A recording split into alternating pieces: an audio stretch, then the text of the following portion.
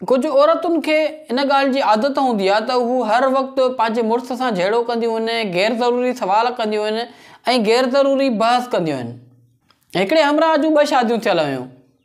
उहो हमरा ॿाहिरां जॾहिं थको टुटो पंहिंजे घर में पहुतो त उनजी घरवारीअ हिन सां गैर ज़रूरी सवाल कया ऐं गैर ज़रूरी ॻाल्हियूं कयूं।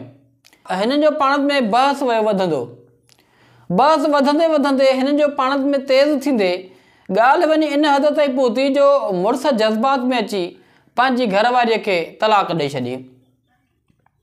जॾहिं हिन उहो जज़्बाती फ़ैसिलो करे पंहिंजी घरवारीअ खे तलाक ॾेई छॾी त उन घरवारीअ जी साहेड़ी जेका हुई उन अमरा जी ॿी घरवारी, उहा पंहिंजी साहेड़ीअ जी हिमायत में मैदान में अची वई ऐं पंहिंजे मुड़ुस सां झेड़ो करणु लॻी।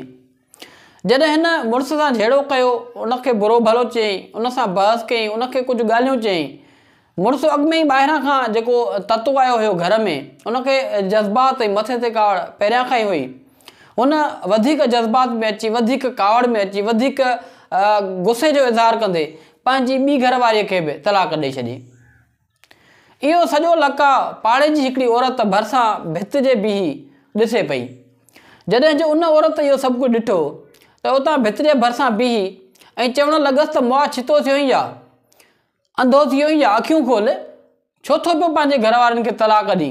घड़ी खां पोइ वञी अखि खोलंदई ऐं जंहिं महिल दिमाग़ जाइ ते आई तॾहिं तोखे ख़बर पवंदी।